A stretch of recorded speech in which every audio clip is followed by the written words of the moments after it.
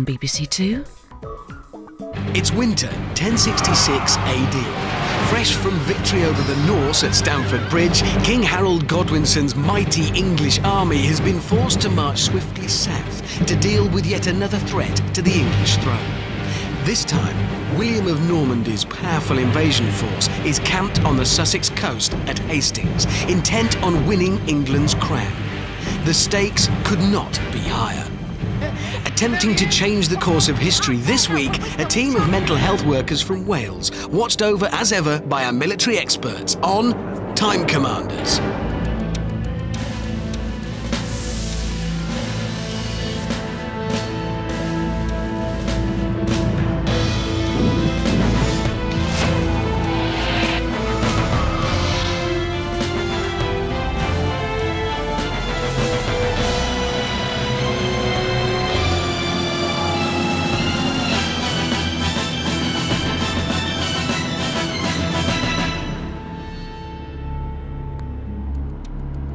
Welcome to the show that gives you the chance to test your mettle against history's greatest generals.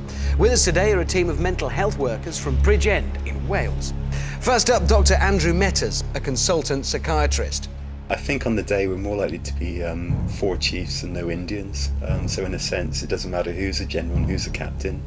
We'll all be shouting out advice to each other. Psychiatric nurse Kip Hall formerly served as a corporal in the army. I suppose it's all about power. You know, once you get that feeling that you're a general, you know, you can control all these troops and get in there, powerful hits, and win the battle. Francesca Firm is a senior occupational therapist and mother of 2. I think I cope quite well under pressure. I'm usually quite level-headed. I'm not sure how I'll be after, but at the time I'm usually quite clear thinking. And psychiatric nurse Rachel Lewis had her first baby last year. We're actually quite balmy, really, you know, but let's just keep that between ourselves, is it?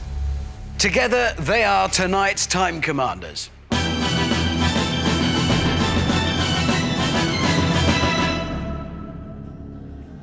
Welcome, it's great to have you here. Just want to know, I mean, in your work, you must use particular skills. How do you reckon they're going to help? We're a fully multidisciplinary team.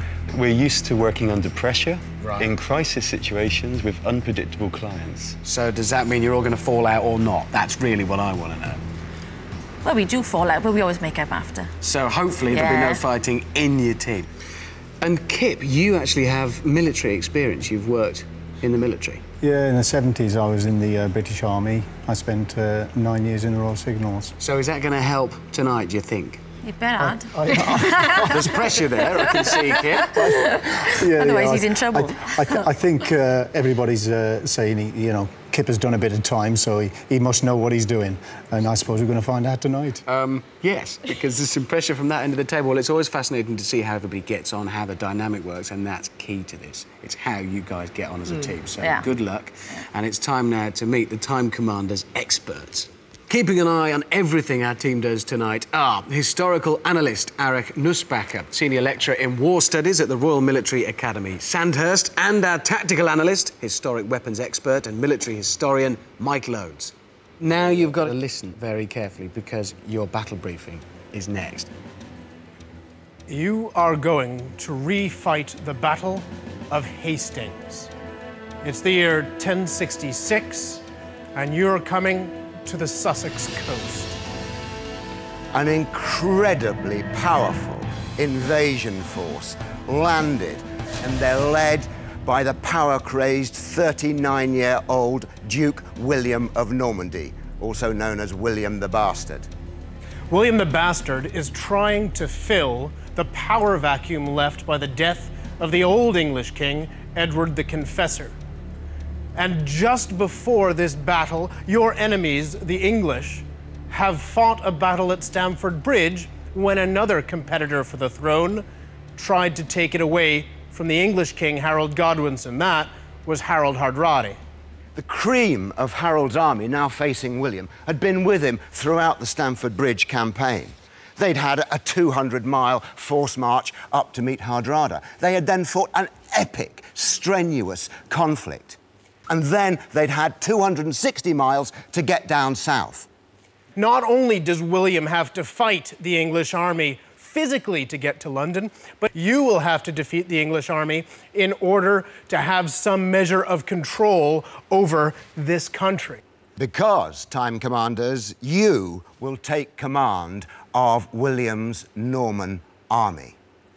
Now, the composition of your army is quite different to that of the English army. And the big, significant difference is you have cavalry. William has got lots of cavalry.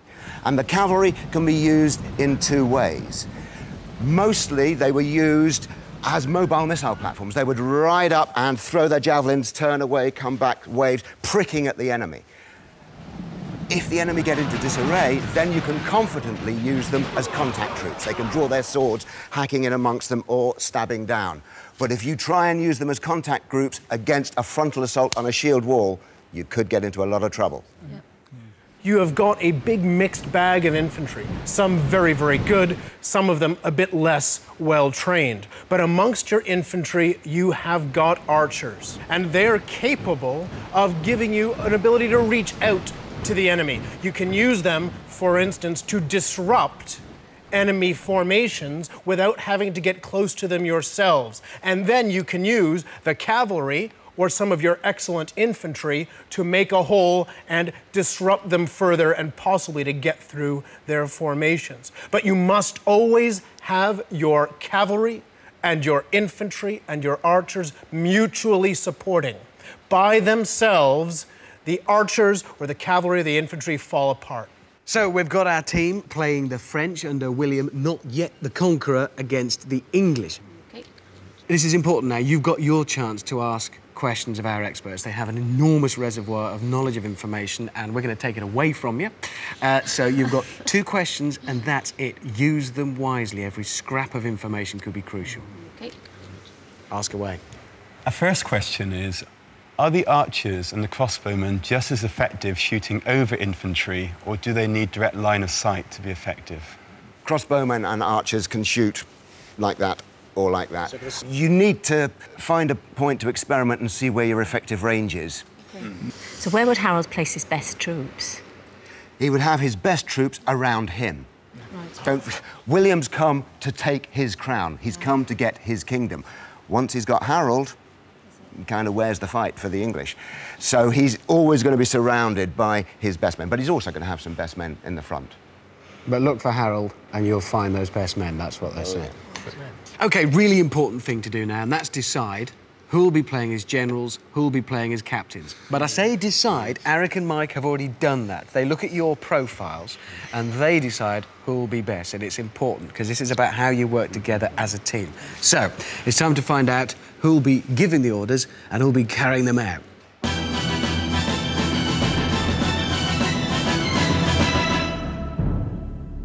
We'd like to win, but we don't mind if we win or lose. This is about making a good account of yourself. Andrew, you are a general. Yes. Francesca, you are a captain. And Kip, you are a general. Yeah! Good one, Kip. And Rachel, you are a captain. Oh, thank you so much. We work well as a team. We all have got our responsibilities in work and we take our roles very seriously, and we're able to apply ourselves to different situations.